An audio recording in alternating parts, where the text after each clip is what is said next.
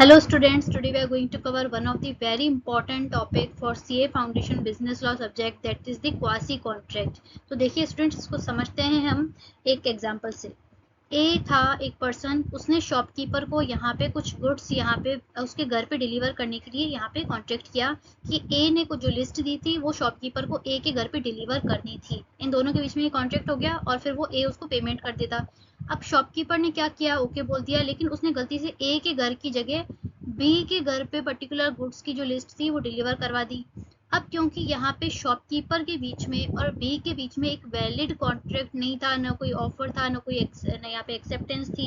है ना, कुछ भी नहीं था, यहाँ पे कोई कंसेंट नहीं थी, कोई कंसिडरेशन की बात नहीं की हुई थी। तो यहाँ पे क्योंकि शॉपकीपर और बी के बीच में कोई भी वैलिड कॉन्ट्रैक्ट नहीं था और बी ने जो यहाँ पे जो गुड्स उसके घर पे गलती से डिलीवर हो गए थे उसको कंज्यूम भी कर लिया, तो यहाँ पे क्योंकि शॉपकीपर के अगेंस्ट में कोई राइट बचता नहीं है, क्योंकि इनके बीच में कोई ना कॉन्ट्रैक्ट ही नहीं था, तो वो उससे पैसे कैसे क्लेम करवा पाए। तो ऐसी सिचुएशन में जहाँ पे पर्सन्स के बीच में कोई एक्चुअल वैलिड कॉन्ट्रैक्ट यानी essentials of the valid contract क्या होते हैं स्टूडेंट, जो section 10 of the Indian contract act के अकॉर्डिंग है कि ऑफर एक्सेप्टेंस होना चाहिए, कैपेसिटी टू कॉन्ट्रैक्ट देखी जाती है, कंसिडरेशन देखा जाता है, फ्री कंसेंट देखी जाती है। तो क्योंकि यहाँ पे शॉपकीपर और बी के बीच में ऐसे कोई भी essential element of the contract यहाँ पे अवेलेबल नहीं थे,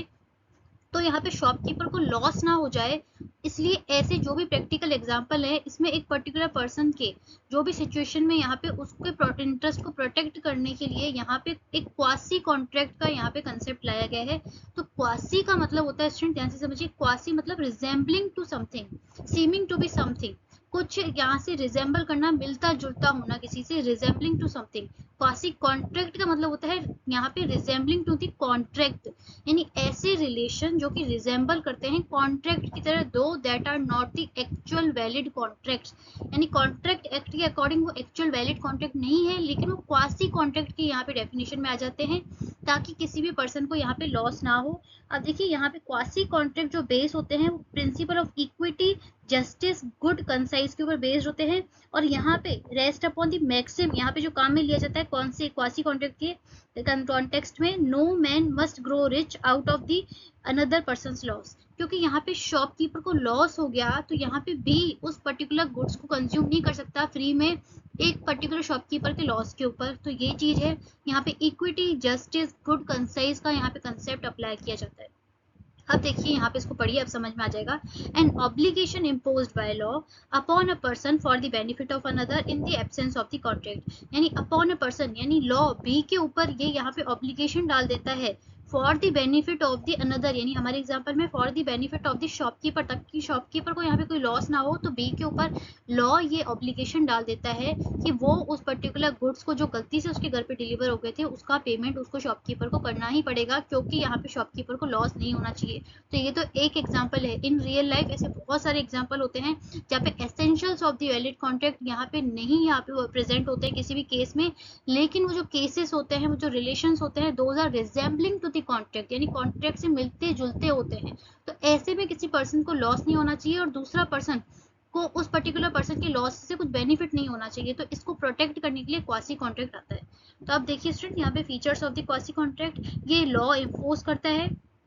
obligation is duty and not the promise, यानी यहाँ पे शॉपकीपर और बी के बीच में कोई भी प्रॉमिस, ऑफर, एक्सेप्टेंस नहीं हुआ था, तो इसलिए लॉ ये ऑब्लिगेशन डालता है कि जिस भी पर्सन को बेनिफिट हुआ है वो उसका पेमेंट करेगा। The right is always a right to money, the right is available against a specific person, obviously जैसे शॉपकीपर यहाँ पे बी से ही वो पर्टिकुलर मनी क्लेम कर सकता है क्योंकि बी ने वो पर्टिकुलर गुड्स कंज्यूम कर लिए थे। सूट फॉर ब्रीच में be filed same as complete contract, यानी शॉपकीपर यहाँ पे बी को वो पेमेंट करने के लिए यहाँ पे सूट फाइल कर सकता है, केस कर सकता है, सेम जैसे अगर इन दोनों के बीच में, शॉपकीपर और बी के बीच में कोई वैलिड कॉन्ट्रैक्ट होता तो वो ब्रीच ऑफ कॉन्ट्रैक्ट के केस में जैसे केस फाइल करता, वैसे ही यहाँ पे क्वासी कॉन्ट्रैक्ट के तहत भी शॉपकीपर बी के ऊपर केस फाइल कर सकता है for the amount of the goods. अब देखिए यहाँ पे types of the quasi contract, very very important. तो सबसे पहला है claim for the necessary supply to a person incapable of contracting, contract. अब देखिए स्टूडेंट, यहाँ पे दो कीवर्ड्स आपको ध्यान रखना है, केवल ऊपर ऊपर से नहीं पढ़ना है। पहली चीज तो नेसेसरी सप्लाई करने की बात हो रही है, और किसको हो रही है? इनकेपेबल पर्सन, यानी कॉन्ट्रैक्ट एक्ट के अकॉर्डिंग जो पर्सन इनकेपेबल ऑफ कॉन्ट्रैक्ट है, जैसे माइनर हो गए, अनसाउंड माइंड हो गए, तो उनको अगर कोई पर्सन नेसेसरी सप्लाई कर रहा है, नेसेसरी मतलब उनकी मेडिसिन के ऊपर खर्चा कर रहा है, उनके रहने खाने के लिए, जो बेसिक लाइफस्टाइल के अकॉर्डिंग है, बेसिक लाइफस्टाइल की बात हो रही है, लग्जरीज की बात नहीं हो रही है। तो ऐसी कोई नेसेसिटी अगर कोई पर्सन इनकेपेबल ऑफ कॉन्ट्रैक्टिंग ये पर्सन को सप्लाई कर रहा है, तो वो उस अमाउंट को क्लेम कर सकता है। अब देखिए, if the necessaries are supplied to a person incapable of the contracting, minor हो गया, अनसाउंड माइंड हो गया, the supplier is entitled to claim their prices from the property of such person. For example, यहाँ पे सी ने D एक minor है, तो सी ने क्या किया? डी की मेडिसिन के लिए, उसके रहने खाने के लिए यहाँ पे 50,000 रुपए का फॉर एग्जाम्पल खर्चा किया है। तो अब सी डायरेक्ट डी से तो क्लेम कर नहीं सकता, वो क्योंकि डी एक माइनर है और इनके बीच में कॉन्ट्रैक्ट हो नहीं सकता, क्योंकि डी जो है वो यहाँ पे इनकेपेबल ऑफ कॉन्ट्रैक्टिंग है। तो जो सी 50,000 का जो पैसा है वो क्लेम कर सकता है, अगर माइनर के नाम पे कोई प्रॉपर्टी है तो उस पर्टिकुलर प्रॉपर्टी से वो क्लेम कर सकता है इस 50,000 के अमाउंट को। तो ये कहने वाली बात है। नेक्स्ट है, नेक्स्ट सेकंड टाइप है कि right to recover money paid for the another person. यहाँ पे इसका मतलब है कि यहाँ पे a person who has paid a sum of money which the another is obliged to pay, such person is entitled to reimburse by that another person। अब इसको एग्जांपल से समझिएगा, यानी इसको बोलते हैं payment by the interested person. यानी for example यहाँ पे जो है ए के पास, ए ने एक, ध्यान से समझिएगा, ए ने एक लीज पे एक यहाँ पे एक लैंड ले रखी है, जो जिसका ओनर है B, B is the owner और ए इज द लेसी, यानी जो उसने ले रखी है लीज पे। अब यहाँ पे बी को यहाँ पे कुछ म्यूनिसिपल टैक्सेस, लैंड रेवेन्यू जो भी यहाँ पे देने होते हैं जमींदार को ना उस पर्टिकुलर लैंड से रिलेटेड, तो बी ने उसको लैंड रेवेन्यू को जो भी टैक्सेस होते हैं वो यहाँ पे नहीं किया था। अब क्योंकि यहाँ पे बी ओनर था उस पर्टिकुलर लैंड का, तो बी को उसको पेमेंट करना चाहिए था। आप उसको ले लीजिए फॉर एग्जांपल 1,00,000 रुपए। तो अब क्योंकि यहाँ पे जैसे ही अगर ये बी प्रॉपर्टी ये 1,00,000 रुपए नहीं देता है, आप उसको टैक्स समझ लीजिए, तो यहाँ पे जो गवर्नमेंट है, जो लैंड रेवेन्यू, जो जमींदार है, वो उस लैंड को बेच के ये 1,00,000 रुपए रिकवर कर सकता है। और जैसे ही अगर ये लैंड बिकेगी, तो यहाँ पे ए का जो इंटरेस्ट है, क्योंकि ए ने लीज पे ले रखी है लैंड, तो उसको यहाँ पे नुकसान हो जाएगा। तो मीनवाइल ए क्या करता है, बी के बिहाफ पे, क्योंकि जो लैंड का टैक्स था वो बी को भरना था, तो यहाँ पे ए ने क्या किया कि भाई अगर ये गवर्नमेंट के हाथ में चली गई लैंड, तो उसका जो लीज का एग्रीमेंट है वो बिल्कुल खत्म हो जाएगा और उसको नुकसान हो जाएगा ए को। जब उसके पास लैंड नहीं बचेगी तो लीज एग्रीमेंट खत्म हो जाएगा, तो ए को नुकसान हो जाएगा। तो ए ऐसा सोचता है, क्योंकि ए यहाँ पे इंटरेस्टेड पर्सन हो गया उस पर्टिकुलर लैंड में, तो ए ने क्या किया कि मैं मीनवाइल यहाँ पे 1,00,000 रुपए गवर्नमेंट को दे देता हूँ और बाद में मैं बी से रिकवर करूंगा। तो ये इसलिए ए क्या करता है, क्योंकि ए इंटरेस्टेड पर्सन हो गया इस केस में, तो उसने बी के बिहाफ पे, क्योंकि बी को भरना था, B was the owner of the land, तो वो जमींदार को 1,00,000 रुपए अपने बी के बिहाफ पे दे देता है।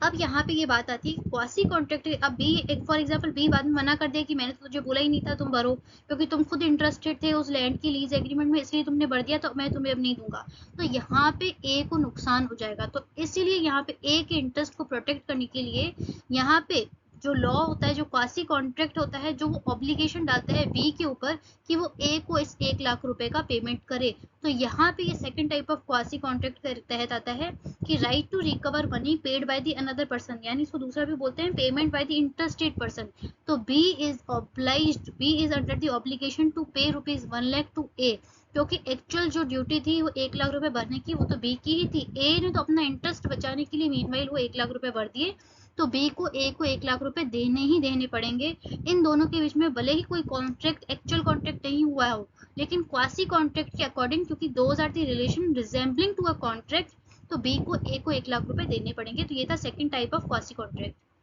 अब देखिए third type, obligation of a person enjoy benefit of non gratuitous act. तो नॉन ग्रेटिटुअस एक्ट क्या होता है स्टूडेंट्स, कि जो फ्री नहीं है, फॉर कंसीडरेशन है, फॉर कंसीडरेशन जो फ्री नहीं है। फॉर एग्जाम्पल यहाँ पे ए ने कोई यहाँ पे स्टॉल लगा रखी थी खाने की, और वो खाने की स्टॉल बी ने क्या किया, वो जो फूड यहाँ पे सप्लाई हो रहा था वो लिया और खा लिया। अब यहाँ पे बाद में उसको बी को पता चलता है कि ये जो खाना यहाँ पे सप्लाई हो रहा था वो फ्री तो नहीं था, तो B is under the obligation to pay for that food consumed by him. तो यहाँ पे obligation of a person enjoying benefits, अभी खाने का हो सकता है, बहुत सारे बेनिफिट्स हो सकते हैं, कोई सर्विस हो सकती है, for the non gratuitous act, यानी जो फ्री नहीं था। तो ऐसे केस में यहाँ पे जिस पर्सन ने वो बेनिफिट लिया है, एंजॉय किया है, उसको वो पर्टिकुलर बेनिफिट के लिए पेमेंट करना ही पड़ेगा। Such an obligation right to recover arises where a person lawfully does anything, यानी ए ने प्रॉपरली यहाँ पे स्टॉल लगाया था और उसकी कोई ऐसा कोई इंटेंशन नहीं था कि वो फ्री में स्टॉल लगा रहा है, यानी और deliver anything to him not intending to do so gratuitously, यानी उसका कोई इंटेंशन नहीं था कि वो फ्री में खाना बांटेगा। And such other person enjoyed the benefit, यानी बी ने एक्चुअल में खाना खाया है, कंज्यूम किया है, वो बेनिफिट एंजॉय किया है, तो ये वाला केस अराइज होता है। द लेटर, यानी हमारे केस में B, the B is bound to make the compensation to the former यानी ए को, यानी B is bound to pay the compensation to A in respect of और to restore the things so done so delivered, यानी अगर खाना खाया है, consume कर लिया है, कोई गुड्स या कोई सर्विस, तो फिर बी को ए को पेमेंट करना ही करना पड़ेगा। और फॉर एग्जाम्पल यहाँ पे अगर कोई पार्सल की बात हो रही है, कुछ गुड्स की बात हो रही है जो कि बी ने अभी तक कंज्यूम नहीं किया है, तो वो गुड्स जो हैं वो पर्टिकुलर ए को वापस रिटर्न करने पड़ेंगे। और यहाँ तो कंज्यूम कर लिए हैं, तो उस बेनिफिट अगर ले लिया है तो उसके लिए पेमेंट करना पड़ेगा। अब नेक्स्ट देखिए, next type, responsibility of the finder of goods, very very important, ये तो इसका फेवरेट क्वेश्चन है आईसीआई का। तो a person who find goods belonging to another and takes them into his custody, there such person is subject to the same responsibility as a bailee. तो bailee का मतलब है कि जो यहाँ पे टेम्पररी जिसके पास गुड्स रखे जाते हैं, a person to whom goods are delivered for a purpose, repairing के लिए ले लो, स्टिचिंग के लिए अगर आप देते हो किसी टेलर को, या किसी पर्टिकुलर यहाँ पे विदाउट ट्रांसफर ऑफ ओनरशिप, जो भी गुड्स यहाँ पे टेम्पररी पर्पस के लिए यहाँ पे डिलीवर किए जाते हैं, तो जिसके पास डिलीवर किए जाते हैं उसको बेली कहते हैं। तो देखिए फॉर एग्जांपल आप इसको देखिए कि फॉर एग्जांपल यहाँ पे टेलर की बात ले लेते हैं कि ए ने यहाँ पे बी को कुछ स्टिचिंग के लिए, कोट स्टिचिंग के लिए दिया था, और उसके साथ एक ब्रोच भी उसको गुड्स के साथ लगा हुआ था, तो उस पैकेट में कोई ब्रोच भी था। तो अब क्या किया, बी ने वो ब्रोच जो उसके पास आया था उसको ऐसे ही लापरवाही से ड्रॉर में डाल दिया। अब क्योंकि यहाँ पे उसके B was the bailee for particular brooch, तो बी को वो ब्रोच यहाँ पे संभाल के रखना चाहिए था, ताकि वो कोट स्टिच करने के बाद उस कोट के साथ उसको वो ब्रोच भी ए को वापस कर पाए। तो बी को यहाँ पे बेली की रिस्पॉन्सिबिलिटी यहाँ पे बॉन्ड करनी चाहिए थी और उसको संभाल के रखना चाहिए था, ताकि जैसे ही ए आए तो उसको वापस वो गुड्स दे दे और ब्रोच भी दे दे साथ में। लेकिन ए ने यहाँ पे जैसे बी ने प्रॉपर यहाँ पे केयर नहीं की गुड्स की, तो इसलिए ए जो यहाँ पे है वो उस पर्टिकुलर ब्रोच का अमाउंट बी से रिकवर कर सकता है। तो ये चीज यहाँ पे आपको ध्यान में रखनी है टाइप नंबर 4 में। तो रिस्पॉन्सिबिलिटी ऑफ अ फाइंडर, क्योंकि उसको चीज मिली है या फिर उसके पास गलती से आ गई है, तो उसके ऊपर बेली की रिस्पॉन्सिबिलिटीज आ जाती है और उसको सेम तरीके से ड्यू केयर रखनी पड़ती है उस पर्टिकुलर गुड्स की, जैसे एक नॉर्मल इंसान रखता है, उसको वैसे ही गुड्स ट्रीट करने चाहिए जैसे खुद के वो अपने सामान को ट्रीट करता, उसको यूज नहीं करना है वो गुड्स। और वो जैसे ही कोई ओनर, एक्चुअल ओनर यहाँ पे उसको मिल जाता है, तो उसको वो गुड्स वापस करने हैं ट्रू ओनर को। तो अब देखिए next last type of quasi contract, liability for money paid thing delivered by mistake और अंडर कोर्शन। वेरी सिंपल, कि अगर गलती से कोई मनी आपने ट्रांसफर कर दी है किसी को, या फिर अंडर कोर्शन यानी किसी ने धमका के आपसे कोई पेमेंट लिया है, कुछ ट्रांजेक्शन करवाया है, तो वापस उसको रिटर्न करना ही पड़ेगा। तो चीजें इसमें, यानी लायबिलिटी फॉर मनी पेड और थिंग डिलीवर्ड बाय मिस्टेक, यानी मैंने गलती से आपको 1000 रुपए यहाँ पे ट्रांसफर कर दिए, दे दिए, जबकि मुझे किसी और को देने थे, या फिर आपने मुझे धमकाया, यानी कुछ थ्रेटनिंग किया कि आपको 1000 रुपए देने ही देने पड़ेंगे। तो इन एनी केस, क्योंकि यहाँ पे हमारे बीच में कोई actual essentials of valid contract नहीं थे, फिर भी मुझे आपको मुझे वो पर्टिकुलर 1000 रुपीज वापस रीपे करने ही पड़ेंगे। अगर कोई गुड्स है तो गुड्स रिटर्न करने ही पड़ेंगे। ये क्वासी कॉन्ट्रैक्ट का लास्ट टाइप है। अब देखिए remedy on the breach of, यानी क्योंकि यहाँ पे कोई एक्चुअल कॉन्ट्रैक्ट नहीं है, तो यहाँ पे